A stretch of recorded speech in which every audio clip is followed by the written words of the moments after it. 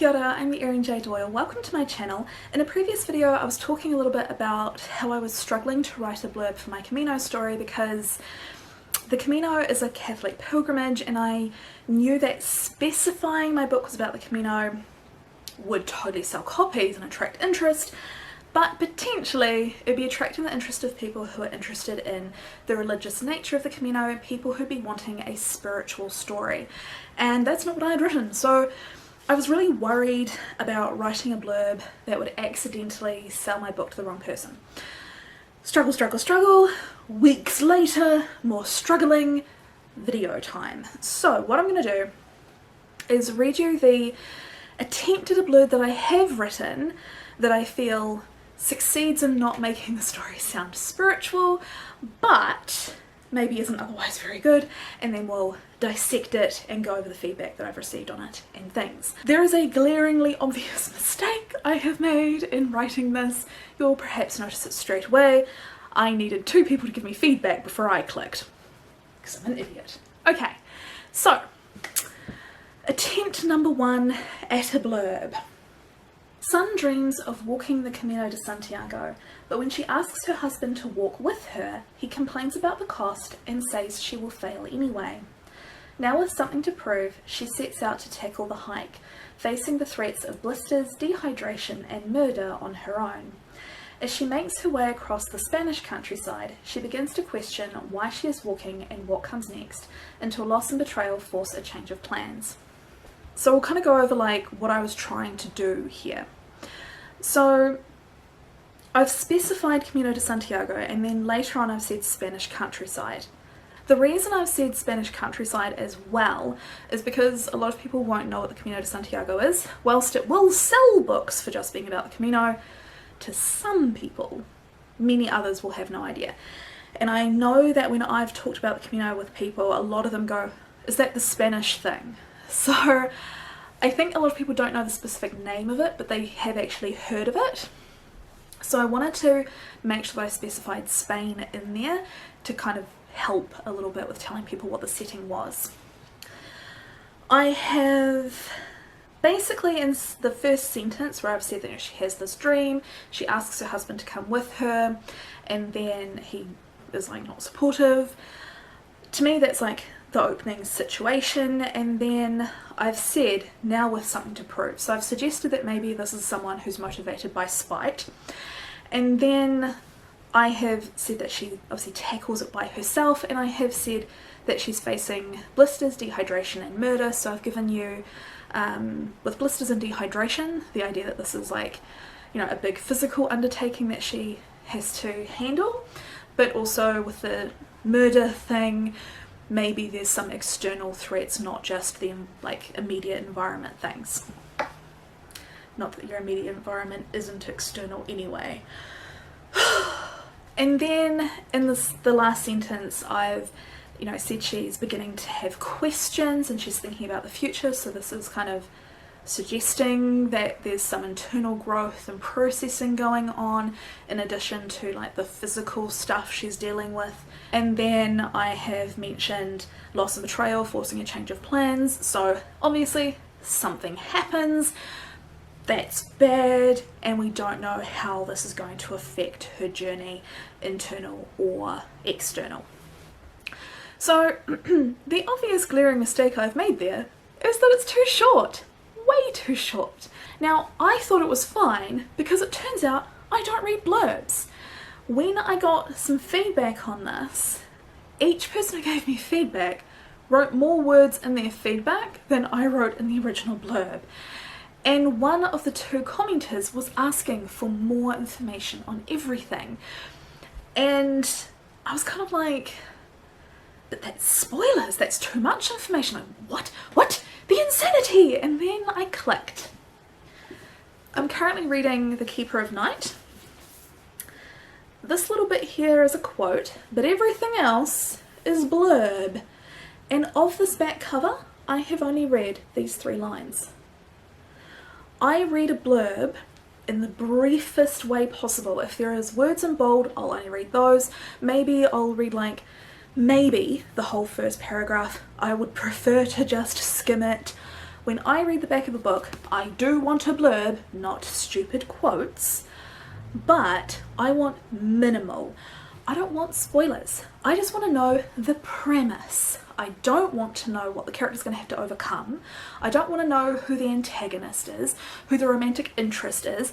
I don't want to know what's going to happen in the second half of the book at all. I want to find out when I read the book. I don't like going into books with a good idea of what's going to happen. So if that's how I'm reading a blurb, it kind of makes sense that I would then write a blurb that's very bare bones. So I guess the first lesson from this is read other blurbs before you try and write your own, so you have an idea of how much to write and also maybe what to cover.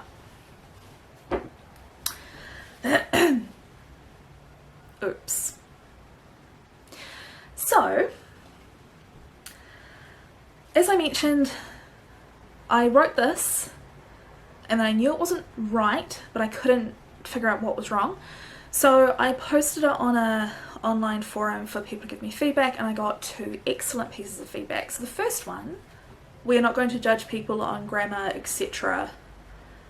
when it's just like a random online post. So we're going to ignore that. First person said, I would give her a motivation for walking right at the beginning. Like, why does she dream of it? Maybe you could admit the threats of to make the blurb stronger. If you did that, might have to put an adjective in front of murder so we know how close she or somebody else actually did come to being murdered. I think, and what comes next is too general to be interesting. Also, your last few words seem rushed. Seems to me that's where most of the exciting stuff takes place, so you could perhaps expand that part a bit. Also, you might want to have another reference to the husband near the end to tie the blurb together. You can see here, like, she's asking for more, particularly in that last sentence. Like, you know, this is the part where she's A, she said it's rushed, and B, that's where the exciting stuff happens.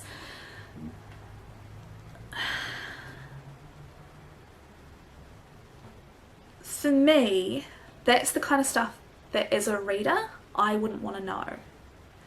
So that's why I didn't put it in. Like, the fact that I told you something happens at all, like, that's not what I would want. So my other kind of hesitation in doing it, why I didn't, this is the part where it happens. This is the rest of the book. So it felt like the loss and betrayal is very much the end of the book, not the middle of the book. And so, yeah, it just felt a little bit weird to give you the end of the story in the blurb that you're gonna read at the beginning of the story. Like, you have to read through all of this before the loss and betrayal stuff. So if I make the blurb only about this part of the book, then it feels like this part's pointless. Like, why didn't I write this much on this content? So I feel like I need to make sure the blurb does actually talk about the events in this part of the book as well. And for those bits to sound exciting and kind of the point, because clearly the people who have read the blurb so far didn't pick up on that. This commenter has also asked for more about my character's motivation. So they've said I would give her a motivation for walking at the beginning, like, why does she dream of it? The second commenter also has picked up on the word dream. So if we go to my second commenter, they've said, I'd start with the husband telling her she had failed. That caught my interest and made me instantly on Sun's side. I'd like a bit more background alluded to though, because I feel like her figuring out her marriage is going to be a major part of this. Is this the first time she's told him about the dream? Or did she expect he would join her, so his refusal comes out of nowhere? This feels like it's really about her own self-discovery, so that's where the stakes are, maybe finding the courage to change or to embark on a new future she never imagined. As previous commenters said, I bring it back to the husband at the end of the blurb.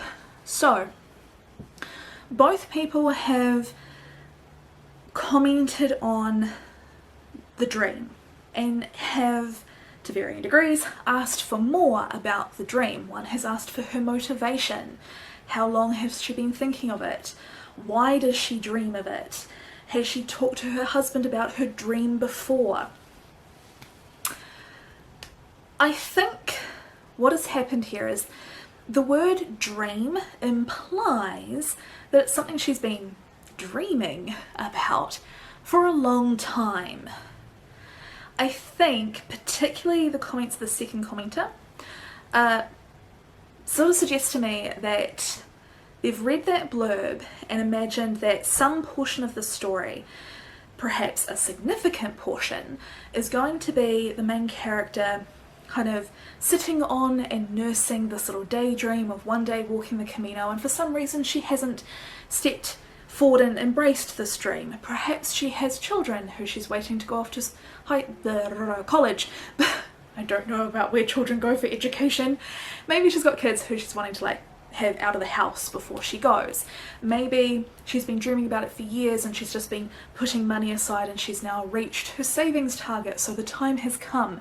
Maybe she's never been brave enough to talk to her husband about it before. Maybe she has talked to him about it many times, but he never realised she was serious. Like, there are many things that could be going on there because of that word dream.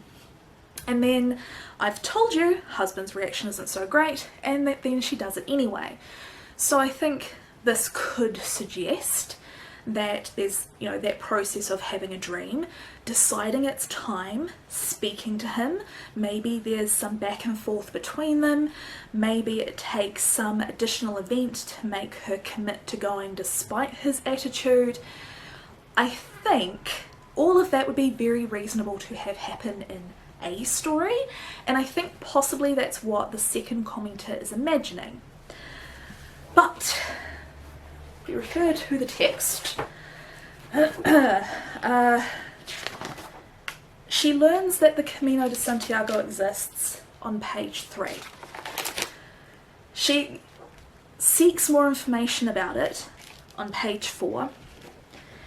She brings it up with her husband on page 6. He is not as supportive of her dream on page 7. She decides she'll do it anyway on page 8. And on page 12, she has flights booked. So clearly this isn't really the story, right? Like, it's clearly not about the process of deciding to go and any conflicts with the husband, etc.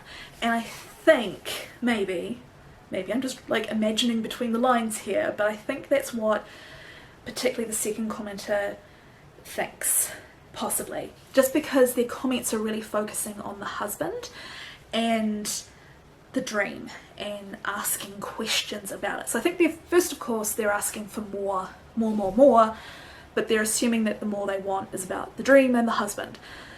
So clearly the dream is not long held before it is enacted, and I think I need to communicate that her decision to do the Camino is more of an impulse than a long-held dream. I think that would be more accurate. Both commenters have also focused a little bit on the husband figure, particularly that second commenter saying, she's asked questions about his reaction and if it was expected, if she's talked to her husband about the dream of doing the Camino before, and she said, this feels like it's really about her own self-discovery, so that's what the stakes are, maybe finding the courage to change or embark on a new future she never imagined. So I think that this commenter is imagining that a big part of this journey is maybe the character deciding to go and do the Camino despite the husband's non-supportive attitude. Clearly, quite a bit of the story is not about that. Unless all of this is flashbacks, I suppose. But it's not. So, I think I really need to rework my blurb to A, provide more information. But I need to not use the word dream, and I need to downplay the husband role, because whilst I'm in no way going to suggest that there is no element of self-discovery, that there is nothing important about her relationship with her husband through the rest of the book, but they're also kind of like not the point, that's not the central thing. Like, the central struggles of the story are stated in the blurb. It's like the threats of blisters, dehydration and murder.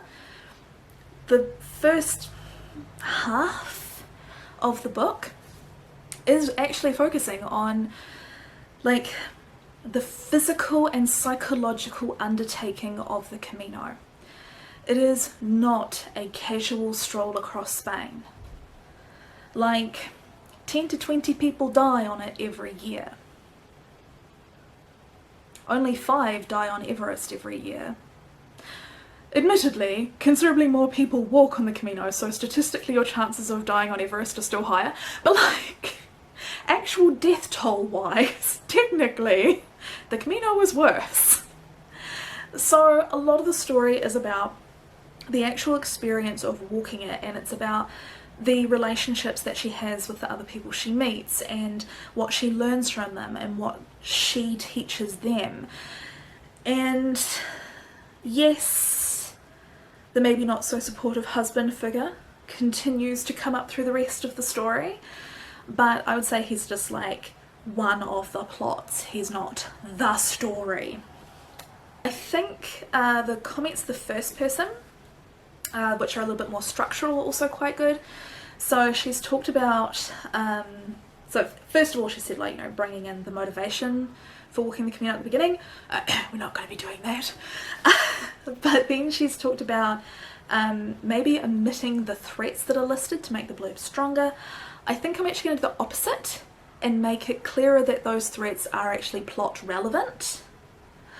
And then she said to put an adjective and, like, you know, make it clearer how much of a threat the murder is. I think I'm just going to think about that. Yeah, I don't know how I feel about that piece of feedback. Like, I can totally see what she's saying, but I don't know quite what to do with it, or even, frankly, if I should mention the murder at all. Like, I kind of put it in to make the setting of the Camino sound a little bit more dangerous than just, oh, you know, blisters and dehydration. I wanted to sort of imply, and, you know, you might die. But the reality is that dehydration can kill you too. I have met many people on the Camino who have been hospitalised. I've met someone who went into organ failure. I have met someone who's broken bones.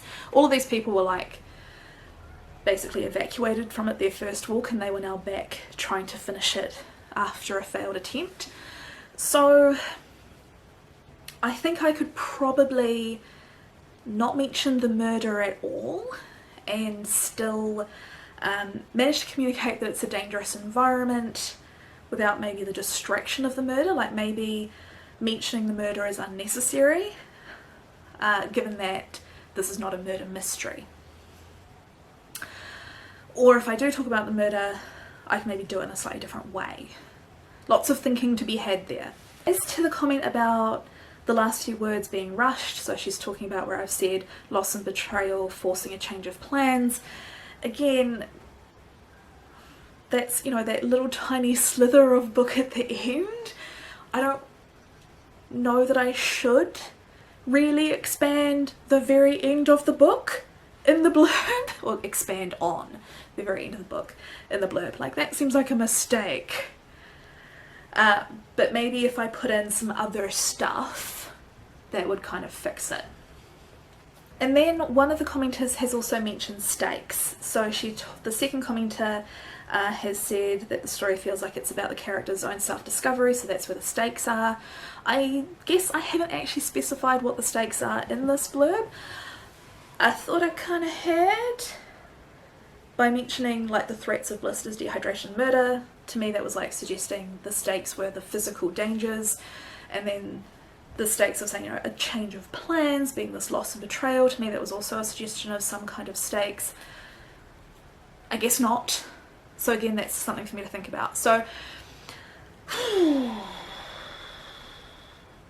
basically I've identified things that I have to remove. I've identified something that I can maybe expand on, and then a whole bunch of stuff that I don't know what to do with and I have to think about. hence why the progress has very much stalled. What I have done though is remembered that I have 2 books on my shelves that are set on the Camino de Santiago and which were written in the last couple of years. Some of you may remember I made a video talking about the Camino Club, still one of the most beautiful books on my shelves that has not changed. I made a whole video talking about this book, I'll leave a link to it. So I thought what I could do is read the blurb of this book and also this one, which is Towards Compostela, Walking the Camino de Santiago, and see what these 2 books with the same setting, see what they've done, like what did they do with their blurbs. They've both got more text than I did. Oopsie! What's interesting, this one, the blurb focuses a lot on the relationships of the characters. There are multiple central characters. It's a group of people walking the Camino together, so the blurb focuses on their relationships and the reason that they're there. This blurb, entirely different. So you can see it's 3 short paragraphs. These 2 paragraphs here are just telling you what the Camino is, and this 3rd short paragraph just tells you that the author leaves her home to go walk the Camino and that she carries her journal with her. That's it. So there's no suggestion of relationships, plot, stakes, none of it. So, interesting. Probably things that I should have read before I wrote my own. Well, I read the books, but I didn't read the blurbs. So I thought I should read these and think about them, and now I have, and I'm still stuck, and I don't know what I'm doing. I do think that I can take a little something from this one. So she's talked about what the Camino is on the back. In the first bit, she's basically given like the basic scenario of the Camino, like you just show up, you get your credential, you start walking, you stay in certain accommodation, you walk to the cathedral. That's all that's kind of said there. And then this middle paragraph, the bigger one, it's focusing more on like the physical experience of walking the Camino. It says, walking is physical and it reminds you of yourself in the world. You hear your breath and the scrape of your boots on the track. The straps bite your shoulders. You feel and hear your heartbeat. You can move as fast as only you can move, and what you see while walking becomes infused with what you remember. And I read that and I was thinking about, maybe I can incorporate, not this, but incorporate some information about the Camino into my blurb in that same way, like not what is the Camino through my character's eyes, but what is the Camino in general and what is the experience of walking it. So maybe I can expand on that a little bit. And then lesson from this one, focus a little bit more on the characters and their relationships. This book does have multiple characters who are walking the Camino. There are multiple perspective characters. My book only has the one, and she is traveling by herself instead of in a group. So the amount of time I can invest on specific relationships is a little bit different. But I can still probably do that. So what I had at one point thought about writing was something about how her story blends with the stories of the other travellers. So what I'm meaning is like she shares her story and why she's there with other people, and they tell her why they are there and what their struggle is, and that kind of builds the story of what the Camino is. So I thought maybe I could do that and it would actually kind of sit nicely between these 2 books, which I would argue my book also actually does, because this is about a married woman who walks the Camino by herself and is a memoir. This is a work of fiction. It's about a group of young people who walk it as a group, and one of the major plot points is 100% identical to one of mine. Not 100%, 80% identical to one of mine. Terrifying. I'm running out of battery though, so I will wrap up the video there. Let me know down in the comments below if you have any constructive feedback. Obviously I need it. I'm going to go and keep working on this, and I will let you know when I have a second attempt worth sharing. If you enjoyed this video, don't forget to like and subscribe, and I'll see you next time. Bye!